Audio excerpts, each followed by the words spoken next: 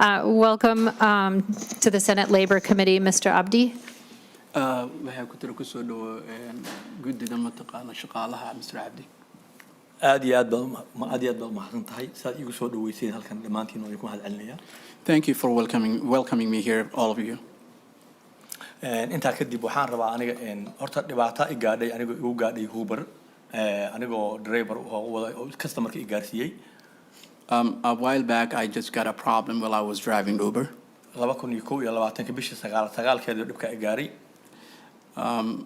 I think, would you... 2021 bishii sagaalkeeda. September 2021, that was when that happened. ninkii customer-ka aan waday ayaa markii aan dejinayay ayuu telefoonka iga dafay kadibna bir uu watay madaxa igala dhacay iyo garbaha. The passenger that I was serving for, who was in my car, was trying to get my phone, and he beat me with the metal part that he was in his hand. And this is the shirt that I was wearing that time. telefonkayga ninka qaatay aniga waa la idilay isbitaal ambulance ba police ba ambulance lagu qaaday Uber igama ay soo daba hadlin. When that happened, I was taken to the hospital with an ambulance, and until today, I didn't get any word from Uber. qofka aan wadan $4 ugu diloon ku waday.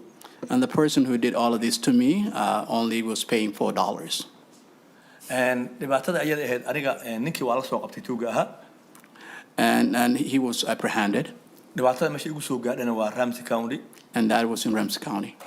ninkii hadii la soo qabtay laba qof baa la soo xiriiriyay oo gabar iyo wiil oo la yiri kiiskaaga ku saahayaan la xiriir iyaga beejeegaaga iyo dhibaatada iyo wixii ku gaaray wadlooska ku siinay hawsha ka shaqeynayaan. After that happened, I was connected with two folks that I was told were going to take care of my wage laws and all of that stuff. sanad kadib waxay ii sheegeen in ninkii uusan qeyngaar oo 17 jir u ahaa lana sii daayay. A year later, I was told that the guy who hurt me was released and he was underage. markii hore waxay dhaheen soo diyaar waraaqihii lagu siin lahaa wadlooska iyo dhakhtarkii soo noo keen. In the beginning, they told me that I have to get those papers that they would use to compensate me, and such as the hospital paperwork. markaan keenana waraaqihii aan keenana waxay u dhaheen ninkii lacag ma haysto dhaawaca ku gaarsiiyay waana la sii daayay. And when I brought all of the documents they wanted me to bring, I was told that the guy was underage and there's no way you're going to get any compensation from anyone. So for that reason, I get two problems. The first one is the company that I was doing all of this didn't contact me. statekii aan ku hoosnaa lagu dilay ama county-ga lagu dilay oo marka hore xiriir la soo sameeyeen xuquuqdaada waa lagu siinayaa ayagana waxay dhaheen ama dacwo ama daano waxba kuma hayno. And the second problem, or the second issue, is that the county that this incident happened, which said in the beginning that they were going to take care of my issues, my bills, all of that, which didn't do anything about it. 3 bilood baan dhaawac oo jiifay. I was hospitalized for 3 months. garabka wuu dilaacay wuu jabay. I have a laceration in my arm. madaxana wuu jabay. And also I have a injury on my head. guriga aan deganaana waxaan uga baxay oo iga baxsaday nolol la'aan iyo lacag la'aan baan uga baxay uga guuray nolosha aad bay ugu adkaatay. And I wasn't able to even pay the rent of my house, and I was kicked out. inta kalena waxaan la qabaa dhibaato ragga iga dambeeyo oo ku midaysan ururka mulda la yiraahdaan kamid ah dhibaato ay qabaan ayagana waan la qaybsanayaa waan la qabaa. And the problems are so many, and I share all of these problems with the rest of those folks behind me who are members of MOLDA, Minnesota Uber and Lyft Drivers Association. dhibaatada gaar ahaan oo qabaan waxa way calankaas lagu hoos dilay oo ku hoos noolahay haddana aanan waxba xuquuq oo dhan dhinac walba liigid kuwaan u shaqeynay iyo dawladda midna waxa ay qaban waayeen marka waan aad baan uga xumahay dhibaato ay gaartay waxaan rabaa arrintaas wax iga qabataan dadka aan u taagnaa soo doortaatiin idinka oo saacada baan u taagnaa inaad xarta wax iga qabataan baan ka codsanaya. You are the officials that were elected, like one of someone like me, and reason why I'm here is just to pay attention and help me through the problems that I went through, and I was hurt under this flag. markii dhibaatada ay gaartay ururka mulda la yiraahdo ayaan u tagay oo la xiriiray si ay hawsheedu wax u dhaqaajiyaan wax uga qabtaan. When I got this issue, this problem, I went to MOLDA, the organization that advocates and helps the drivers, so that they can help me with the issues that I have. waan dadka ii fududiyay maanta inaan idin hore imaado And they are the ones who made it so easy for me to get this kind of opportunity today. intaas halkeen aad baa u mahadsantihiin. And thank you so much. Thank you very much for your testimony. Mr. Youssef, if you would please introduce yourself for the record, and then we look forward to hearing your testimony. Waxaa lagu yiri magacaaga sheeg marka hore. magacaygu waa Cabdiweli Yuusuf. I'm going to translate. My name is Eid Ali, and he said my name is Abdulwali Yusuf.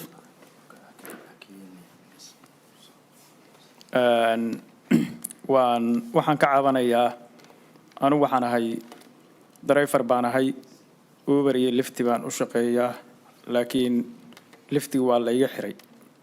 I am a driver who drives for Uber and Lyft as well, but the Lyft account was deactivated. No, Uber. My Uber account was was deactivated. shaqada qofku markuu bilaabo waxaa loo siiyaa training baa loo siiyaa laakiin shaqadan waa shaqo adigu intaad abka la soo degtid aad macnaha bilaabaysid training adigu aad siinaysid. Normally, when you are going to work for some place, you get trainings, but this one is different. You just download it and everything is on you. run ahaantii waqti badan bay waxay kugu qaadanaysaa inaad xoogaa aad nidaamkii la qabsatid oo wadadii iyo nidaamkii iyo systemkii iyo populationkii iyo dadka aad la qabsatid. In fact, since you don't have that training, it takes you a while to kind of get used to the roads and also the whole system. alxamdulillah marka adigu 3 bilood intaana gaarinba waxa la iga xiray abki Uberka ayaa la iga xiray. Thank God, before we get into 3 months, my Uber account was deactivated. haddii aan xiriir badan la sameeyay ama cabasho tir badan aan sameeyayna cid macnaha waxa uu iga aqbasha arrintaas waan waay. And after I made too many complaints about the issue, I wasn't lucky enough to get someone to pay this attention. shaqadina waa shaqo loo baahan yahay oo dadka bini'aadanka noloshiisu ay ku xiran tahay. And this is a work that folks should do, and they depend on the income that they get from it. haddii aad iga caawin kardhaan in abka la ii daayo oo shaqadaas aan ka shaqaysan karo aad iyo aad baan u soo dhaweynaya.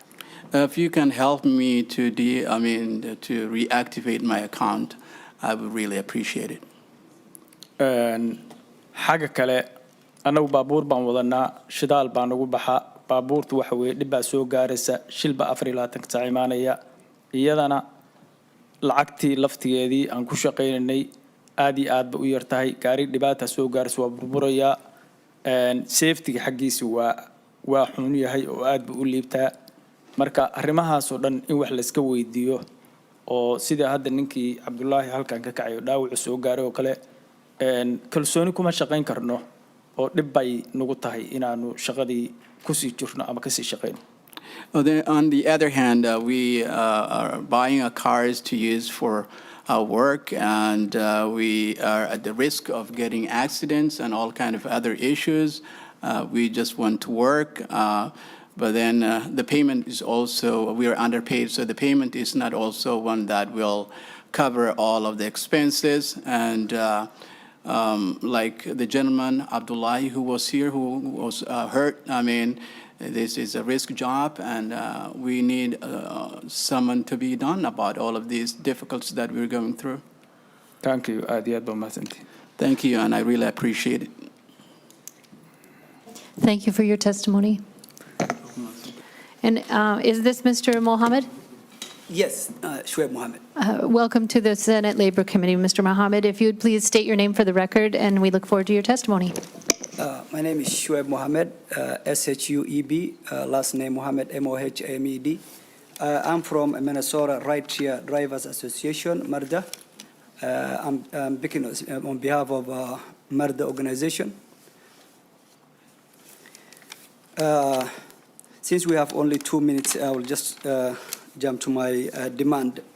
As a MARDA organization, we are requesting, actually, we are supporting all the problem was raised by all these drivers. As a MARDA, we are supporting to have a reasonable rate for the drivers that is a wage that is livable for a driver. All these drivers are family men. They pay housing, they pay utilities, they pay their kids' fare and everything and food on the table. So we need them to be considered and have a reasonable rate, not actually higher than New York and Seattle if possible. Second, we need a transparency. There's a lot of wage theft in driver in these rideshare organizations. So me, I'm a driver, limousine driving. I have 74,000 car. My Lyft account was deactivated for no reason up to now for the last 6 years. So we need transparency for the wage theft that this organization are doing. For example, when I was signing, they told me 40% Uber, but right now, yesterday when I was one of the representatives, the Uber told them there's only $19 that they're charging, but I myself, I signed a contract for over $40. That was their, actually. So the other thing we are demanding is deactivation. Somebody is buying, like me, 74,000 car, and then with no reason, somebody, maybe you're big, you just agree. We all human beings, we have different colors, different views, different regions, so people usually talks. So if the driver is just give an answer that not make happy the drivers, then maybe the client, then he will rate you low, and then the Uber and Lyft, they will just deactivate you for that reason. So we are requesting rating that, for example, 5.2, 0.3, whatever, that actually should be eliminated because it is risking the livelihood of our families as a driver. Also, we need to establish a clear driver contest for local venue to process their driver concerns different than the green hub. Right now we have a green light hub. We need a different one that who are local people, who knows our issue, who can always, we can contest if we have any problem. So we need to have a clear avenue for these drivers within our state. We need a minimum standard hour, and also we need occupational therapy that will cover the drivers if there's any accident or anything happen, like what happened to that gentleman, the blood on his shirt. And also, we need protection against discrimination, harassment, both sides, the drivers and the community and the public that we are picking. Thank you. Thank you very much for your testimony.